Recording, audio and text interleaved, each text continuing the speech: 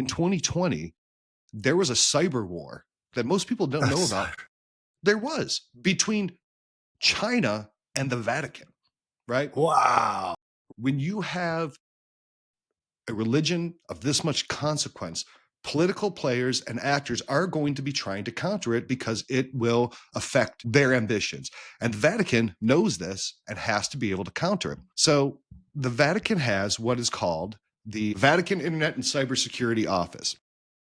So in 2020, there was negotiations going on between China and the Vatican because for a long time, there was a dispute between the two countries. They didn't have formal relations because China wouldn't allow the Vatican to essentially install bishops, right? And the Chinese Communist government was trying to block it all. So they're going into these negotiations, and a lot of people aren't happy where these negotiations ultimately ended. But there's a compromise made where the Vatican was able to start naming bishops, placing bishops, and with the kind of assent of the Chinese government. That way, the Vatican wouldn't go in and put somebody that was too revolutionary.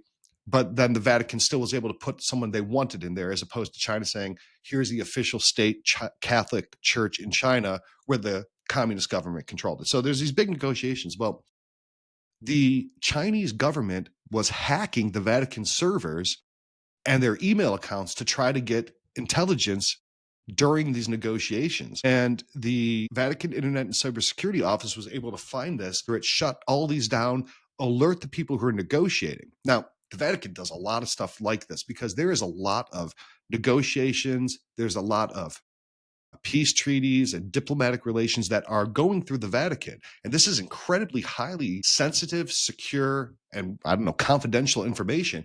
And it's up to this department to make sure that they have a very tight ship, because otherwise, people are going to be using that information, whether it's the US government, the Chinese government, the Soviet Union, Nazi Germany. They all spied on the Vatican during World War II and during the Cold War.